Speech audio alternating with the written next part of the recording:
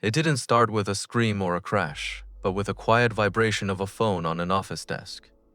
3 short, fragmented messages that turned my life upside down on an otherwise ordinary Monday. Dad, they're in the girls' bathroom. A pause. The typing indicator seemed to stretch into eternity. They're trying to get into my stall. And the last one, that froze the blood in my veins. Please help me. I'm so scared. The world shrank to the size of the screen. The chair crashed to the floor as I jumped up. My fingers were already dialing the school's number as I ran across the parking lot. The voice of the secretary on the other end was calm, almost mechanically indifferent. My daughter is being attacked in the bathroom, I blurted out, sliding into the car and turning the ignition with force. 3 high school boys, they're getting into her stall. In which bathroom? Came the unflappable question. That mundane detail took my breath away. 3rd floor, I think. I don't know. Her name is Leah Clark. They're attacking her right now. And then I heard it, the phrase that forever split my life into before and after. Unfortunately, the rules prohibit me from leaving the receptionist's desk unattended, and the principal is currently unavailable. She's on her lunch break. Silence reigned, broken only by the roar of the engine. My own voice sounded strange, hoarse with rage and terror. Are you kidding me? What are you even talking about? Go to the bathroom immediately. Her reply came with icy, condescending calmness, as if she was scolding a naughty child. Please refrain from using profanity. They're getting into my daughter's stall. I'll make a note to report this to the principal when she returns. I hung up. The realization was bitter and merciless. On the other end was not a person, but a soulless android programmed to follow protocol, not to save lives. The next 8 minutes merged into one hellish dash. I sped without seeing the road, ignoring the horns. I abandoned the car across the bus lane. The school doors flew open at my desperate push. The secretary behind her desk raised surprised eyes at me, her mouth opening to demand registration. But I was already past her, rushing down the corridor. I ran like I never had before in my life. Every heartbeat echoed one name, Leah.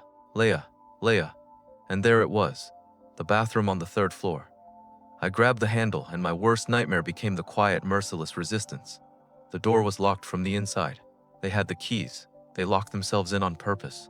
I pressed my ear to the cold steel surface and heard muffled sobs, whispering turning into stifled screams, as if someone had a hand clamped over their mouth, and male laughter. Leah, I'm here, I shouted, desperation giving me strength. I threw my shoulder against the door. But these were new doors, installed after that terrible shooting a few years ago.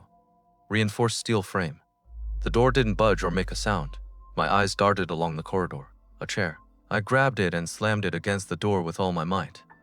The wooden legs splintered, but the door's flawless surface remained untouched. A fire extinguisher, heavy, cold. I struck the lock again and again. The clang of metal on metal echoed through the empty hallway. These damn doors did exactly what they were meant to, protect from any external threat. And now, me, a father trying to save his child, was that threat. Out of breath, face flushed, the secretary appeared. Sir, you're damaging school property. I'm calling security. Give me the key, I roared. She recoiled from my fury. I don't have the bathroom keys, sir. Only the principal does, and she.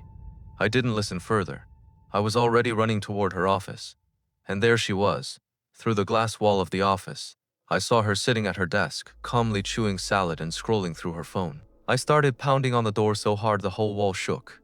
She slowly looked up, calmly raised a hand, showed 5 fingers, silently said, 5 minutes, pointed at her salad, and returned to her phone. At that moment, something inside me snapped. Completely and irreversibly, a security guard came up behind me, his hand on my shoulder. Sir, please calm down. But I didn't calm down. I lifted the chair. The principal's eyes widened in horror. I wasn't aiming at her. I was aiming at the glass that separated her from someone else's pain. The glass shattered with a deafening crash. Her scream merged with the sound of breaking shards. I reached through the opening, ignoring the blood running down my cuts, and clicked the lock from the inside.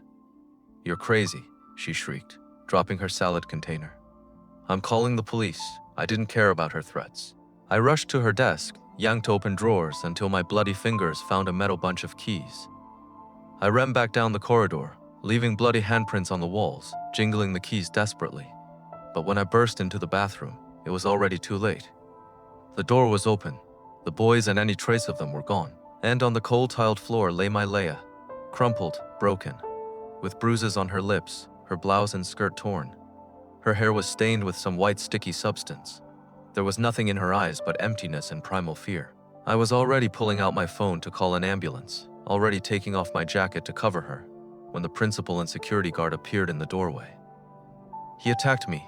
Her voice was piercing, hysterical. Jim, he could have killed me with that chair. I was talking to the dispatcher, one hand gripping the phone, the other touching Leia's cheek while she sobbed, spitting blood and tears. The principal wouldn't stop waving her hands in front of the officers who had just entered. You've traumatized my entire staff. 200 kids witnessed your psychosis. They'll all need psychological help now. The guard showed a video on his phone. This will be in the news, she continued, already on her phone. A parent psychopath destroying property, creating an unsafe environment. Yes, hello. We have an armed intruder at the school. She never mentioned the 3 boys, never explained why I did what I did. When the police arrived, she was the first to point at me. There he is, the one who attacked me. 2 officers moved toward me. Their hands gently but firmly took my shoulders, leading me away from Leia. I tried to explain about the boys, but they told me, we'll talk at the station. My hands were still dripping blood from the glass cuts when the cuffs clicked shut around my wrists. I watched as paramedics carefully lifted Leia onto a stretcher and covered her with a white sheet. Her eyes were tightly shut. They led me down the corridor past students watching me from classrooms, filming on their phones. I wasn't a father trying to save his child. I was a madman, a criminal. And as they drove me away in the police car, all I could see was this, my daughter, my little girl, being taken away into a cold, indifferent justice. And I couldn't be there to protect her. The next few days for Leia and me felt like a state of limbo between a nightmare and bureaucratic hell. They let me out of the station that evening with a court summons for property damage. The officer, as I was leaving, remarked that the principal had graciously chosen not to press assault charges.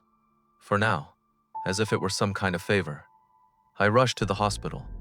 Leia was lying in a sterile room on the 3rd floor, clean, bandaged, but with empty eyes. When I walked in, she flinched and whispered, "Don't touch me, but please don't leave."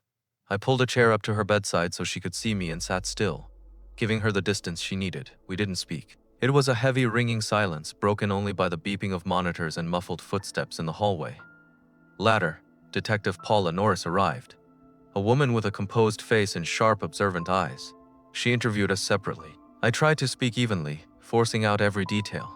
The exact time of the texts, the secretary's indifference, the 5 fingers shown to me through the glass. When I mentioned that gesture, I noticed her jaw tighten, the only sign of emotion she allowed herself. Then she went into the room with Leia. I could only hear her quiet, calming voice and my daughter's shaky breathing.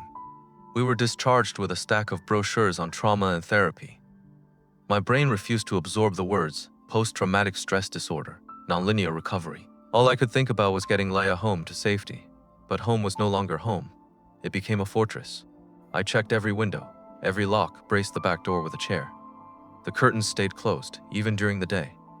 My phone was flooded with missed calls from the school. I deleted the contact. Leia didn't go to her room. She stood in the doorway, staring at her bed for a long time, then turned and walked into the living room. I brought her favorite blanket, and she wrapped herself in it on the couch like a cocoon. We both silently understood that school was out of the question for the foreseeable future. Then my phone exploded with notifications. The school had issued a statement, an incident involving a parent, destruction of property, threat to the learning environment. Not a word about the assault, not a word about the 3 boys.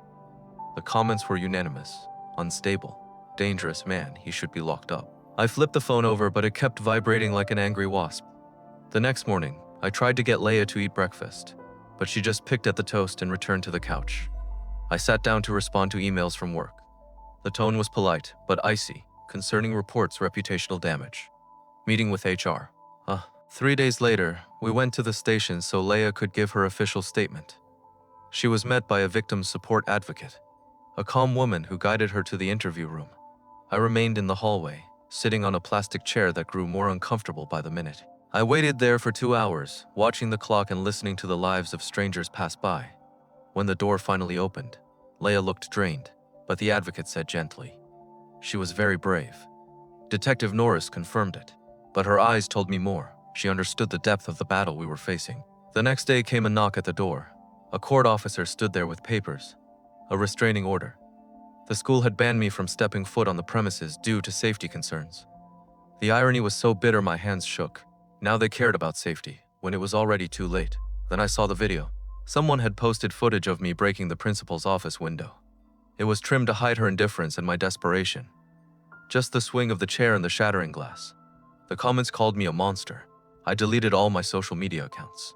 That evening, I got a call from Dimitri Lawson, the attorney I'd hired.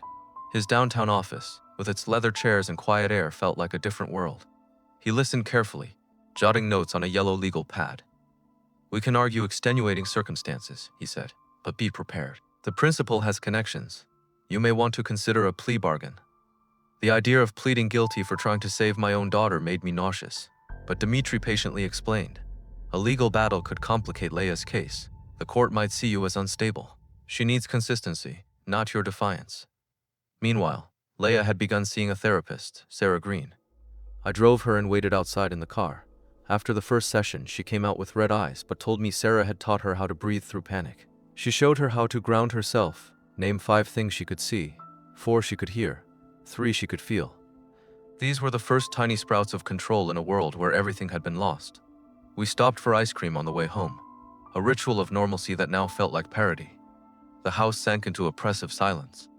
I checked the locks again and again. My phone buzzed with more notifications. The school district sent a letter promising a thorough review. Empty words. Then I got a call from Kalen Burgess, the Title X coordinator. His voice was just as impersonal as the secretary's on that Monday. He talked about the alleged incident and proper procedures. When I asked what they were doing to protect Leia right now, he replied, "We can't rush an investigation." I slammed the phone down. The next morning, we received an official notice. The 3 boys were barred from contacting Leia. That afternoon, she got an Instagram message from a fake account. "You ruined everything." We both knew who sent it. Her hands trembled for hours, even after I sent screenshots to Detective Norris. But then, 2 hours later, she called me, and for the first time, her voice carried not just professional composure, but something close to hope. "There are cameras in the hallway near that bathroom," she said. I got the footage. The video showed all 3 boys entering the girls' bathroom at the exact time Leia sent me that first message. The timestamps proved it. All of this happened while the principal was still finishing her salad in her office. She had a chance to act. She chose not to. Detective Norris also retrieved all phone records from that day. Every text, every frantic call I made to the school, all documented. The secretary called security about vandalism, but didn't say a word about a student being attacked. Each new piece of evidence strengthened our case. But looking at Leia curled up on the couch, I understood this fight was only beginning. We were collecting facts, while her soul was in pieces, and the system meant to protect her now demanded unimaginable strength from her, just to survive. The evening Detective Norris told us about the surveillance cameras marked the moment when the scales finally began to tip. It was no longer just our lonely truth against their system. Now the truth had timestamps, digital fingerprints, and the cold precision of pixels. But the battle ahead turned into a long, grueling war of attrition, where every inch of ground was won at the cost of nerves and tears. A few days later, Leia's medical examination report arrived. Clinical detached words describing what they had done to her made me run out of the room and throw up all over the bathroom. But Detective Norris, listening to my ragged sobs, said firmly, "This is what moves the case forward. Now it's not just words." I tried to speak at the school board meeting, but was politely yet firmly told that individual student cases could not be discussed in open session. I started writing a speech about safety in general, gritting my teeth as my fingers pounded fury into the keyboard. I had to stay calm, strategic. Even though everything inside me was screaming, unexpectedly, a local reporter who had seen the viral video reached out. "Do you want to share your side of the story?" he asked. I declined, but gave him Detective Norris's contact. Maybe outside pressure would force the district to move faster. And then came a breakthrough. Detective Norris tracked down a janitor who had been working on the 3rd floor that day. He had seen the 3 boys loitering near the bathroom and noticed they had keys they shouldn't have had. The man was afraid to talk, but agreed to give a written, sworn statement. Another brick in the wall we were slowly building around the truth, but every step forward had its backlash. Dimitri, my lawyer, informed me the principal had filed for a restraining order against me. "It's a tactic," he said flatly, "to pre-frame you as the aggressor before Leia's case gains traction." We were now facing a humiliating court procedure where I, a father who came to help his daughter, had to prove I wasn't a threat. 2 weeks later, encouraged by her therapist, Leia decided to try returning to school, just for one class. We drove to the building, and I walked her to the entrance. She made it to the hallway outside her math class, and then suddenly froze. She inhaled sharply. It smelled like the cologne one of them wore. Her breath caught, and tears streamed down her face. I practically carried her back to the car. She cried the whole way home, repeating, "I'm sorry. I'm weak." Her counselor later said setbacks were normal, but in that moment, it felt like falling into a pit. Meanwhile, the criminal case was gaining momentum. Detective Norris interviewed all 3 boys separately, and their stories fell apart. One denied being there at all. Another claimed Leia had invited them. The third blamed his friends. Their parents had hired expensive lawyers, but it was too late. Their first sloppy statements had already been recorded into evidence. The restraining order hearing played out with the expected bitterness. After hearing both sides, the judge issued mutual restrictions, noting the principal's inappropriate reaction and my unlawful behavior. "A draw," Dimitri summarized. "But in this context, it's a win. She won't be able to freely testify against you anymore." Then came the news that changed everything. Another girl's attorney contacted Detective Norris. The same 3 boys had cornered his client in an empty classroom a year ago. She had been too afraid to speak until she heard about Leia's case. Her story, same pattern, same tactics. Now it wasn't just he said, she said. Now we had a pattern, a prelude to violence the school had chosen to ignore. After 2 more weeks of meticulous work, Detective Norris handed over a case file as thick as a phone book to the DA's office. She warned us, they never file all the charges we recommend. But she was fighting for us. The wait was agonizing. But 10 days later, the prosecution officially filed felony assault charges against the 2 older boys. The youngest, who had just turned 17, was sent to juvenile court. It wasn't everything we wanted, but it was more than most victims ever get. At the same time, I faced my own reckoning. Dimitri urged me to take the plea deal in the property damage case. "It'll help Leia," he insisted. "The court will see you're not a violent man. She needs stability, not your pride." Standing in that courtroom pleading guilty to breaking a window while trying to save my daughter, I tasted ash in my mouth. But I signed the papers.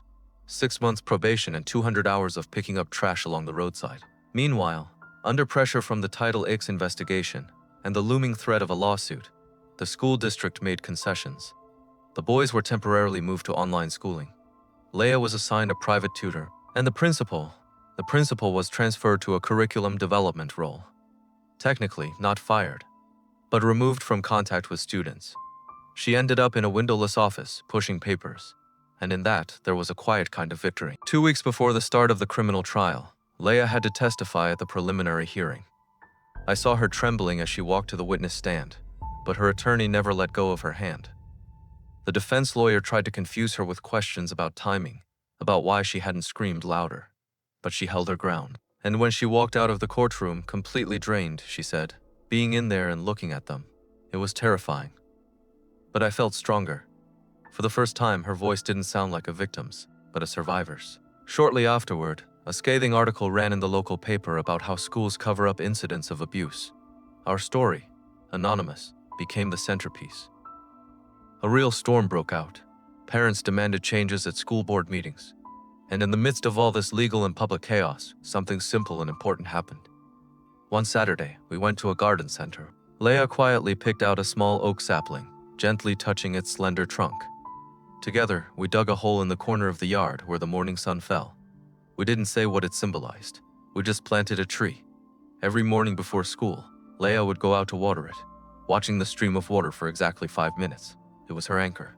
Her small, controllable piece of life. Months passed. Therapy twice a week, school 3 mornings a week. Court dates, postponements, endless paperwork. And then, one evening, as we were making spaghetti together, I made a stupid joke about the noodles looking like worms, and Leia laughed. Not just a smile, a full belly laugh. The kind that came from deep inside. It lasted only a second. But in that second, she was herself again. The girl who sang in the shower and always argued with me about her curfew.